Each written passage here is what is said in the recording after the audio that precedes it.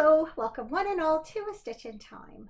Today is Thursday, February 11th, 2021, and this is episode 171. A lot of ones in there. My name is Carol. My Ravelry name is Knits and Pearls, and I live in the Fraser Valley of British Columbia, just a little ways east of Vancouver, where we are experiencing some rather wintry weather at the moment. Most winters, at least once, we will get what they call Arctic outflow winds, which are very cold winds coming down from the north and flowing out through our valleys towards the Pacific Ocean. So even though it was sunny most of the day today, it's bitterly cold outside, and we are expecting to get temperatures down to minus 19 degrees Celsius tonight with the wind chill. You may be able to hear in the background the wind blowing, and certainly at some point during this episode you're going to hear the furnace kick on because it's been going, I wouldn't say almost non-stop, but certainly more than normal. When those cold winds meet warm air from the Pacific, we get snow, and that's exactly what we are expecting. Sort of off and on over the next few days. So I never mind a little bit of snow as long as I don't really have to go anywhere in it. So it's nice that it's going to land basically on the weekend so that we can stay home for the most part. The Making Time for Me craft along is taking place in the Ravelry group, and everyone is welcome to join in. There's just a few weeks left of it.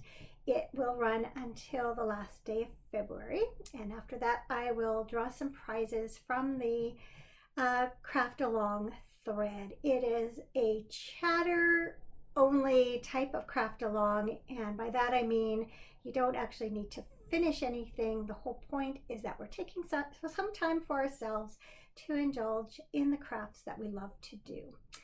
So any type of craft will do, any type of project, whether it's a new project or an old project, whether it's a gift or it's not, whether you finish it or not, it's not the point. I just hope that you will come by and let us know what you're working on these days. I'm a little bit further towards lining up prizes for this craft along. I was at a craft store this weekend and I picked up some fabric for some project bags. So I've got this set that I am going to do, and then sort of when I was done with that, I spotted these fat quarters. I thought they made a nice combination. So there'll be at least a couple of project bags up for grabs, and most likely some Ravelry patterns of your choice. Last week I talked about trying out knitting socks on 9-inch circulars and expressed my dislike of this technique and kind of threw it out there. Did you think it would be tacky if I, offered these up as a prize? But the overwhelming consensus was no, not at all. I'd love the chance to win them and try them out. So rather than use these as a prize for the craft along, I thought I would just do a separate giveaway, and that way it's only the people who really want them that will enter. So these are 9-inch Knitter's Pride Zing circulars, and they're 2mm or US 0. If you are interested in receiving these, make a comment either in the Ravelry episode thread or or comment on YouTube. Those are the two main places that I look for comments and can easily respond to people. So if you're interested, in a comment, let me know that you're interested. I'll throw all of your names into a hat and draw one out, and then if you are on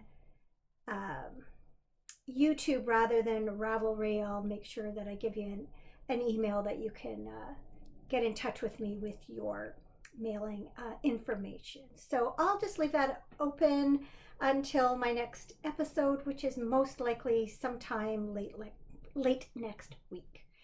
So I am happy to give these away. I'm glad I tried them. I'm more than happy to let someone else have that experience too, rather than just see them sit in my drawer, you know, collecting dust. So the socks that I was attempting to knit with those are from this gorgeous, fun, brightly colored skein of Zauberball Crazy. This is colorway 2389, and it's the, in English, the Anniversary Party colorway. So there's the tag. There's the opposite side of the tag if you're interested in that information. And I have just been flying through these because I've been enjoying them so much. I also had a little bit of time in the car going to said craft store last weekend, and so I took these along with me. So here's what I have done so far. How fun is that? I just love it. And looking at that nice bright pink coming up, I can't wait to get to that one. So my usual 64 stitch top down sock, 2x2 rib. I did just a short row heel here for the heel. I wasn't sure what I was going to do, and then as I was getting along, I was pretty sure I'd have enough blue yarn to sort of complete the heel. I didn't want a really obvious interruption from the flow of the colors on the main part of the sock, but it just worked out perfectly. So once I finished that, kind of led into this pink color, and so I think it's a nice flow to it. I'm only hoping I have as nice a flow heading into my second heel as this one, but I'll take my chances. These are done on a 2mm, 32-inch or 80 centimeter long needle. These particular ones are Haya sharps. So loving this, these socks. I just, yeah, I'm enjoying it so much. It was funny because I was talking about my Feathers and Tunes socks that I showed you completed last week, and I said that I was sort of avoiding working on them sometimes because I didn't want them to come to an end too soon. And this one, I just don't want to not work on it because I'm enjoying it so much. So I guess in a way it's a little bit of a contradiction, but as long as I'm enjoying it, that's all that counts, right? So yes, that pair of socks is going swimmingly. Just gonna have a little sip of tea. I can hear my voice is a little bit hoarse. Can you hear that wind? It just rattles the soffits, I guess, and the roof. I don't know. It's just it's like a non-stop noise, and you forget from year to year what that's like, because this will settle in for a few days, sometimes up to a week, and so it's a constant wind that you hear. I think today they said the gusts were supposed to get up to 70 kilometers an hour, and it certainly was quite windy last night and earlier this morning. I think they've said they were dying down to about 50 this afternoon. So it hasn't been quite as powerful a wind this afternoon as this morning, but it's still like non-stop. It's just blowing all the time.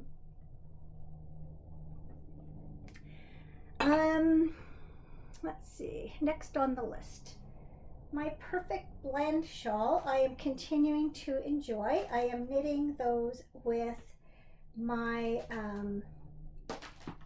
Kindred Spirits mini collection from Midnight Cravings. So I have them all, sorry, it's probably crinkle. I have them all balled up here in packages. There's Midnight Cravings Yarn Company. They're out of Saskatchewan, Canada. And the colors are based on characters and references from Anne of Green Gables. And I decided, since there were 12 colors, speaking of colors, I just saw my screen go very yellowy. I'm not sure what it is about recording on my computer, but I find that the light will kind of, see there, it's changed again. I don't know how to correct that. Please bear with me. Oh, and there's the furnace. I told you. Anyway, I decided that since there were 12 colorways from the Kindred Spirits collection, and since the Perfect Blend shawl took 12 colors, that I would combine the two. So this is the Perfect Blend shawl by Casapinka. And you start out by alternating stripes of garter stitch and stockinette stitch with colors 1 through 12, or 12 through 1 to be more exact. This is color 12 up here. This dark green called Green Gables is color 12. So I think that's where I was last week when I showed it to you. So this was originally a mystery knit along, and so I'm almost through clue 2, which is to then take colors 2 through 6 and alternate stripes of garter stitch and pattern. So I am currently just done one row of my last stripe of garter stitch, and then once I'm finished that, I'm going to start all over again from color 1 and go all the way from color 1 through color 12, alternating stripes of garter stitch and pattern. So I think it's really fun so far. So all these sort of blues, and then this multicolor has blue and pink and green. That'll be sort of the middle section, and then it'll end with these 6 colors here.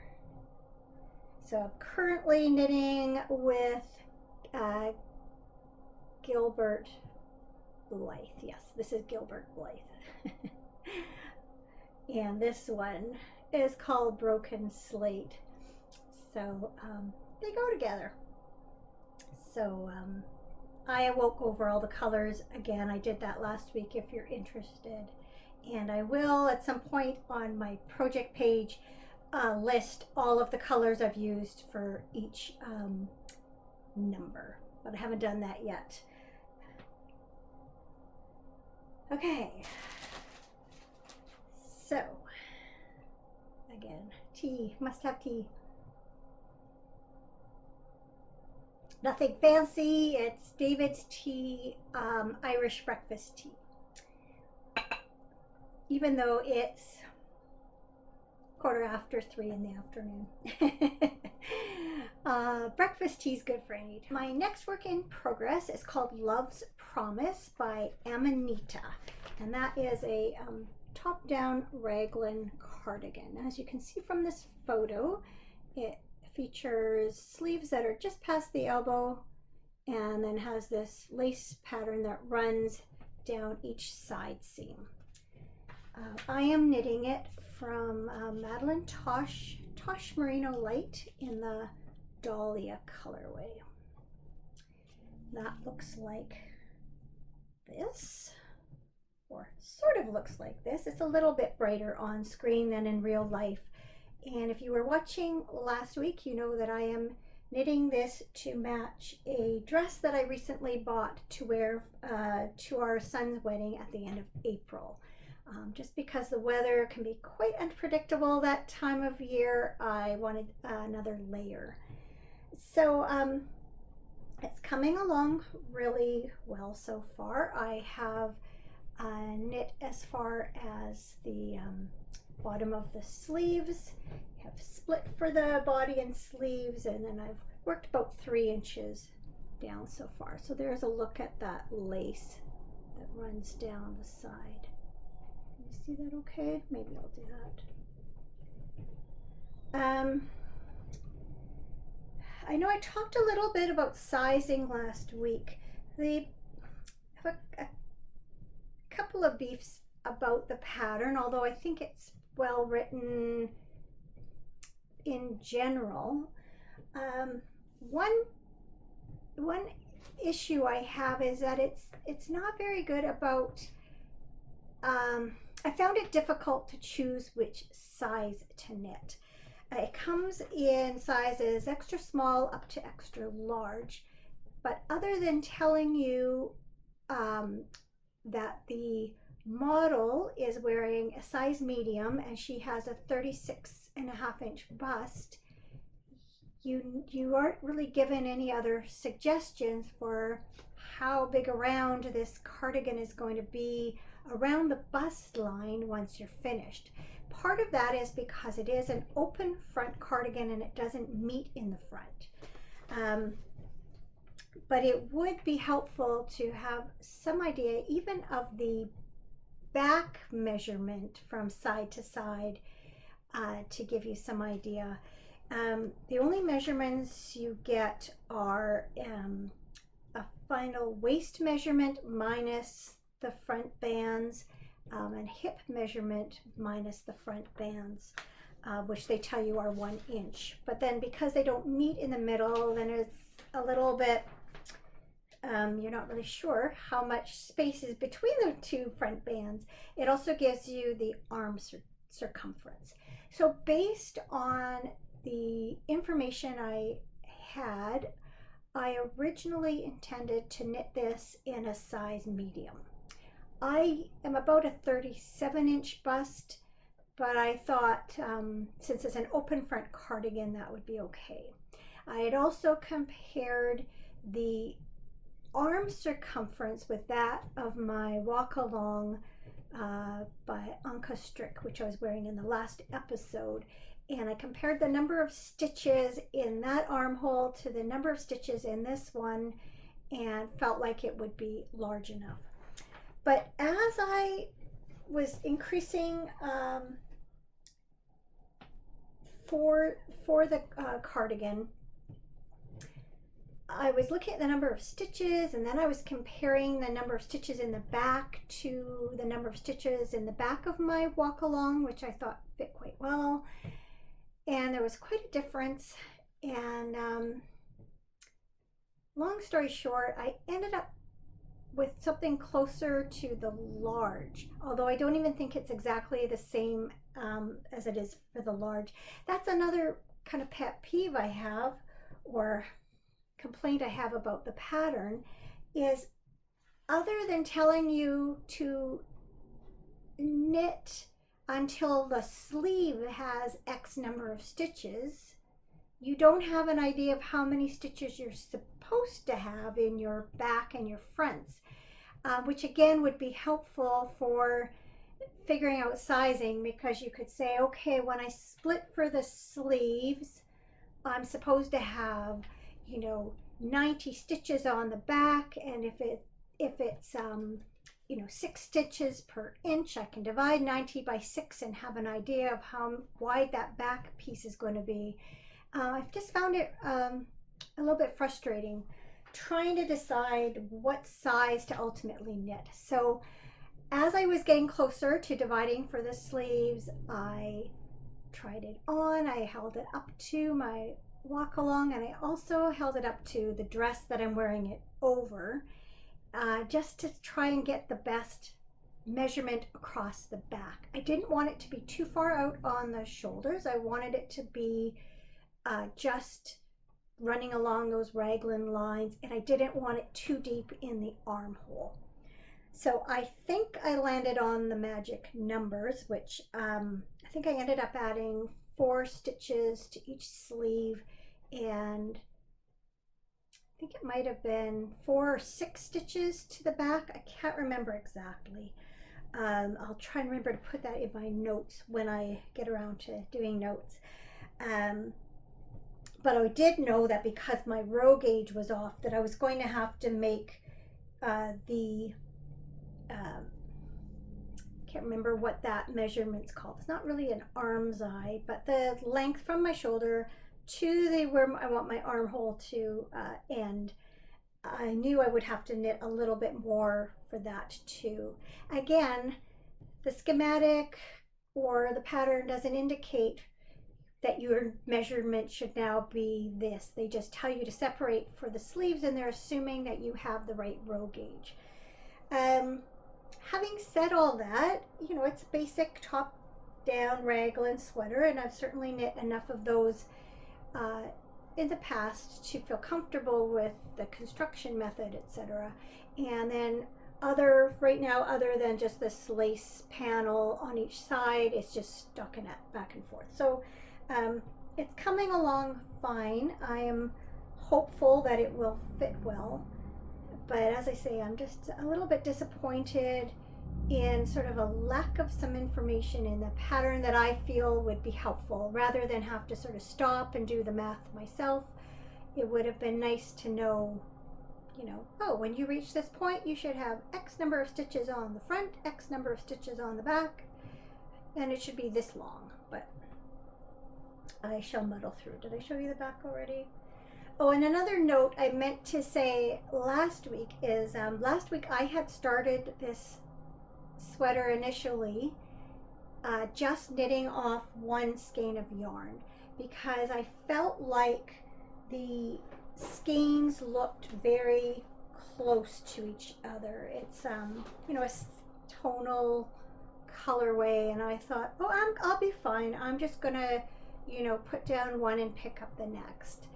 And then as I was knitting that first inch or two of sweater, I thought, but what if you can see a distinct line once you're finished where you joined in another skein?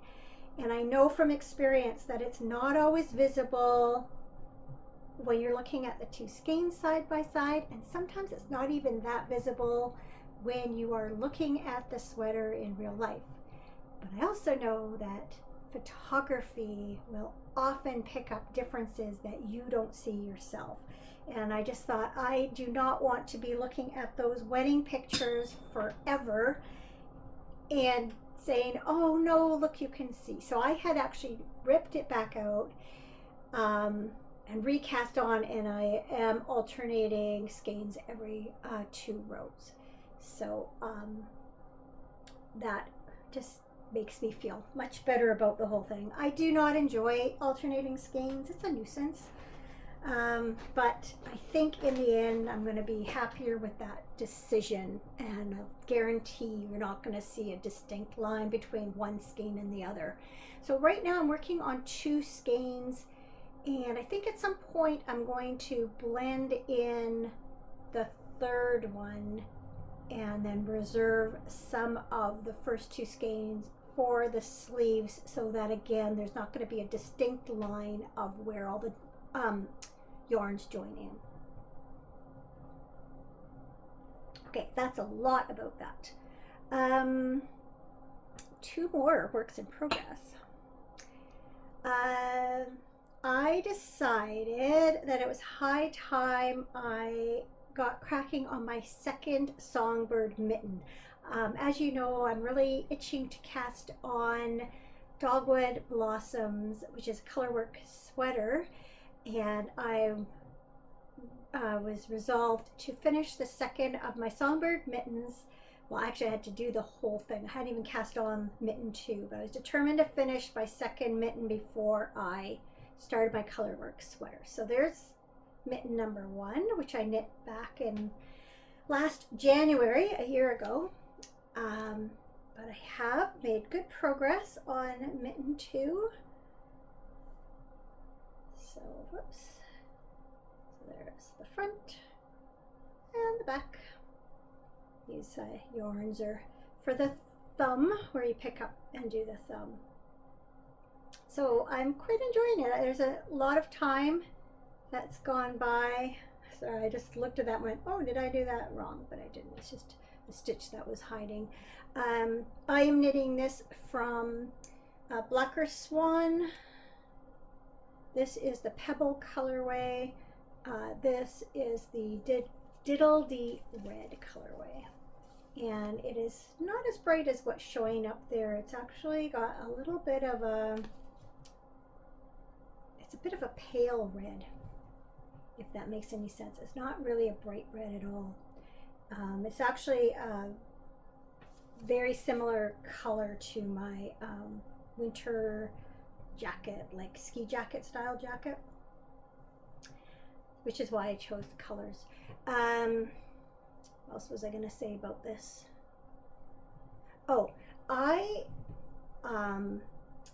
because I want on the cuff and on this side of the mitten, I wanted the light gray to stand out more. So on those parts, I'm holding my gray yarn in my left hand and the red in my right.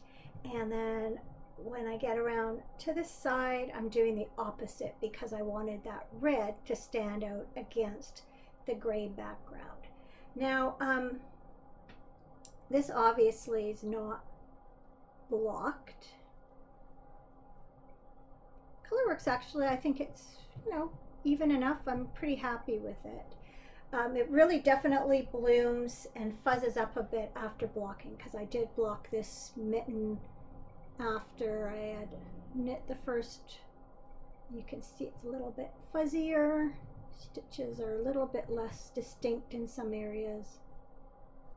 Is that a mistake? No, I just fold. I saw this, but it's just the way it's. Is it?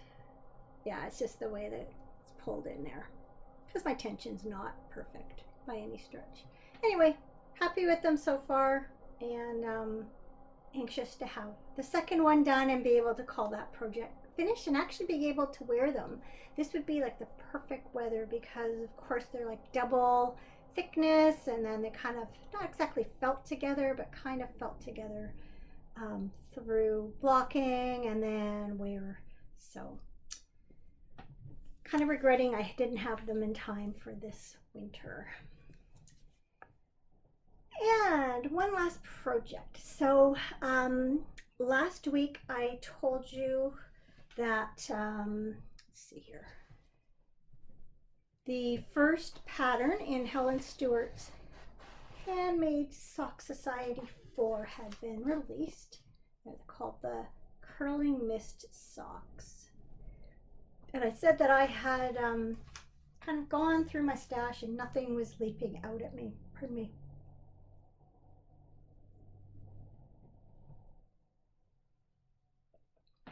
I had some suggestions or for inspiration. What I did say was that the socks and the colorway that it was used was the pattern says it was inspired by like the mist rising in a eucalyptus or gum forest in Australia. And I said I'm having a hard time because of course I can't really relate to that. I live on the west coast of British Columbia, which is very different. We have a lot of cedars and firs and spruce, that type of landscape. And then when I was thinking about curling mist, and I was thinking about also just the mist as I see it out my back door against the mountains, like in this photo. And then also I've seen mist rising from a lake. I was trying to find a particular picture of the lake near where our cabin is. But I don't know if I ever actually took a photo or if it was just like that. One time we were up there in the winter and I remember it just being very foggy on the lake, this misty fog. And I was trying to think of yarns that might capture that sort of frozen mist. And I had this one from Black Cat Custom Yarn. You can probably see it's sparkly yarn. It's called Frost Wall. And I was thinking about that, but I wasn't sure how well the pattern would knit up with a variegated yarn. If it micro striped, it would probably be okay, but I didn't know if that would happen. One viewer said that the curling in the pattern name made them think of me actually curling This year I am not curling, unfortunately, but I have curled for, I guess, 5 or 6 years, and I've talked about that numerous times, and so that also sort of made me think about the whole frozen, ice and all that. So that, not so much.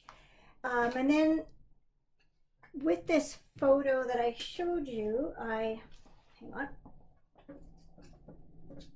dropped a yarn label. I've had this yarn here from Sweet Fiber for a little while. It's called Mountainscape, and I don't know how well the camera will pick it up, but it's various shades of gray, and there's like some green in there, and some kind of a almost a periwinkle, and that I think would work quite well. But then the other thing I thought of, one viewer mentioned that she was knitting her socks in kind of a tealy green that reminded her of spruce forests. And well, our forests like around us are not so much spruce forests where I live. Certainly I have driven many places where we just have tons of evergreen trees, and I've often seen the mist through those, similar to this picture. And I have had this skein of Zen Yarn Garden Serenity 20 called Blue Spruce. I've had that in my stash for ages, and in fact that was one of the skeins that I was originally considering for this. And I like the way you have the dark green, but then you do have these light bits in it, kind of a grayish green where that is. And so that's what I decided on. So here's the label. It's actually really small. So Zen Yarn Garden Serenity 20 is 70 superwash merino, 20 cashmere, 10 nylon, and again the blue spruce colorway. Maybe it's better there. Anyway, enough talking about it. Show me already, you're saying. So I did start these off. I'll flip it that way so they, well, there's a little, looks like a little curling mist there too, but it's actually yarn from a yarn ball. Anyway, there it is. The pattern is very basic. It's just columns of ribbing that run up and down the sock. With every so many rows you do a cable. So I'm not sure how well that's coming out. That should show you. So although I do think this colorway probably would show off those cables more, I kind of want to save this for something else. I'm not sure what else yet, but I just really love this skein. It reminds me of my mountains back there, and I'm thinking maybe somewhere in this sock society, maybe there'll be some suggestion of mountains in a pattern, and then that might be the more fitting for that. So I'm kind of holding on to it. And I also think I can see these being really practical as a just a very plain dark sock. Hopefully that shows up okay. It's always hard to know exactly how it shows up for you compared to how it looks like for me on the screen. So hopefully you can see those cables. Anyway, that's it for all my knitting this week. That's quite a lot. It's been really cold. We did go out for a long walk on, I can't remember if it was Saturday or Sunday. Sunday, I guess it was. Yeah, because Saturday we drove in an hour's west of here again. My husband took his golf clubs in to get new grips put on them, and then there's a Michael's craft store just a few doors down from that. So that I went in there. I was actually looking in part for some Peyton's Classic wool to make myself some new felted slippers, but they had, their yarn department was just like so empty. I guess they've had a hard time keeping yarn on the shelves right now, and that's when I spotted some fabric. So yeah, some knitting time then, and then we did go for a walk on Sunday, and since then it's been kind of cold and miserable and a good time to be inside. So I've gotten lots of knitting done this week. I've also continued to read Anne of Green Gables. I remember to bring my book in this time, so that's what my set looks like. Been reading it before bed every night, and just so enjoying sort of getting reacquainted with the story and the characters after not having read these for I'm gonna guess at least a couple of decades, if not more. I told you last week that I was missing the 7th book in the series, Rainbow Valley, and I was trying to find one that matched my my series. So I went down to one of our local used bookstores, and I wasn't allowed in the store. They have very strict COVID measures in place. So I was able to show this to the clerk, and she ran in and came back with the book, and as it turned out, it was only $3, but then it turned out I had credit there, so it cost me $1.50. So it is very similar. You can see the writing is the same, and I believe the picture might be the same one that would be on the book in this series. It just differs a little bit. You can see that it doesn't have that picture on the spine, and it doesn't have it on the back like the rest of them. But that's okay. It'll do for now. It means that when I get to book 7, I have it to read. And then once, you know, the pandemic's over, I can maybe try and find this for myself. And whether or not she noticed the photo on or the picture on the side or the back, she just knew it was that writing and that series. Anyway, it will do for now. But reading this, and then also looking at the fact that our latest craft along is coming to an end at the end of the month, I was wondering if anyone was interested in doing a craft along with an Anne of Green Gables theme. I took a really quick look on Ravelry today.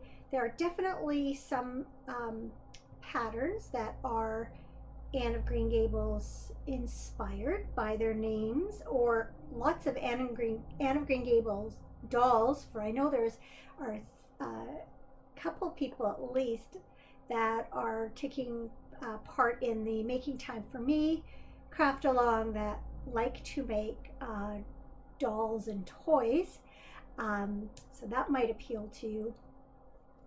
And I just thought it would be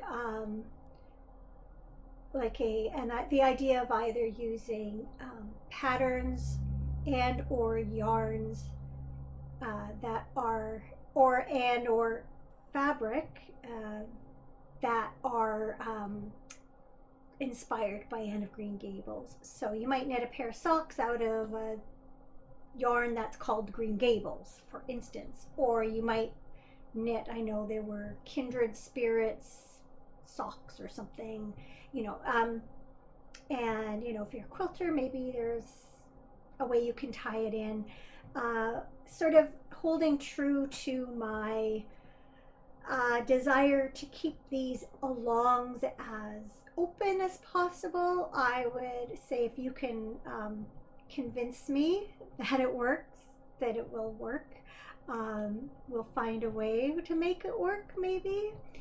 So anyway, please give me some feedback. If enough people are interested in that, then I'll maybe run that through March and April. Tell me what you think. So today is our daughters and grandchildren's last day of quarantine. For those who are new, our son-in-law has recently recovered from COVID-19. He's been back to work, but our daughter and the kids have had to continue to quarantine. Thankfully, none of them ended up getting sick. So that was the good thing that came out of all of this. And I know I was texting with my daughter yesterday. She's anxious to get out there again. They were allowed to go for walks as long as they stayed away from other people. So she's at least been able to get out of the house, which is very different than the early days of the pandemic, when if you were quarantined, you had to stay within your own house or yard. So it's nice she's been able to have a little bit of freedom, but then with this really cold weather, it's not so conducive to going out for walks and things. So then the kids will be able to go back to school. But then ironically, that'd be Friday, and then Monday is a holiday. It's Family Day here in British Columbia and a number of other provinces here in Canada. So they barely get back to school, and then they have a holiday. But that's just the way it is. I know my husband's looking forward to a long weekend. I'm looking forward to having him home for a long weekend. Unfortunately, even though our numbers are kind of stabilizing here in BC, our restrictions are still in place as far as gathering with people outside your own household. So not that we would do that anyway. We've been very conservative about who we've been spending time with regardless of regulations, but I know there's a lot of people that are anxious, and as am I, anxious to get back and be able to see the kids, especially. I mean, I want to see my kids, but I just can't wait for the day I can hug my little grandkids again. That's been by far the hardest part for me. Speaking of that too, unfortunately, as our family's coming out of the whole COVID saga, my younger sister's family is going into it. Her daughter and her husband and 2 young children have all just tested positive, and they are not exactly sure how it came into the household, whether through my niece's husband's being out at work, or their son is in daycare a couple of days a week. So maybe it came from there. They don't know yet, but they did all test positive just, I guess, yesterday. My niece was feeling sick first, got a test, and then turned out the rest of the family's sick, has it too. Thankfully, so far nobody's been very sick. She said if it wasn't for knowing that her son was positive, she wouldn't even know it. He's been maybe a little bit more tired than normal, but nothing noticeable. And her 1-year-old daughter was a bit fussy on Friday night, had a little bit of a fever, and she put that down to teething at the time. So again, more or less very mild cases so far for all of them. So cross fingers that stays that way. And I guess it is, I've got Valentine's Day written down here. I guess that's Sunday. We never do make much of a big deal about it, but I'm sure we'll just have a nice supper here at home. And I know I've got a card for Cameron. I'm sure he'll pick up one for me, and who knows, maybe some flowers or something. But we don't get too gushy with each other over Valentine's, but we will pick up some treats and drop them by for our grandkids, because we usually do that. I could not that there aren't good things in life at the moment, I just couldn't come up with anything for my something good this week. So that's where I'm going to end it, I guess. You'll note it's Thursday, not Friday. So I did manage this week not to leave it till the very last day of the week. As I've mentioned before, I would like to kind of try and get more in the habit of recording on a day that isn't Friday. Whether it'll stay Thursdays or not, I'm not sure. Don't even know for sure if I'll record next week. I think it'll depend on how it goes. Because Monday's a holiday, that means it's a bit of a shorter week, which means that other jobs I do are going to get pushed back or pushed forward, I guess. Like, I know I'm not going to be doing laundry on Monday as I usually would, because if it's a holiday, I like to treat it as a holiday. So if you don't see me next week, don't worry about it. You'll see me the week after, unless something completely unpredicted happens. So we'll see. Yeah, just don't worry about it. If I don't put up an episode next week, doesn't mean anything's going wrong. It might just mean that I'm skipping a week. I know I have a few messages I need to respond to. Thanks always for everyone who has reached out.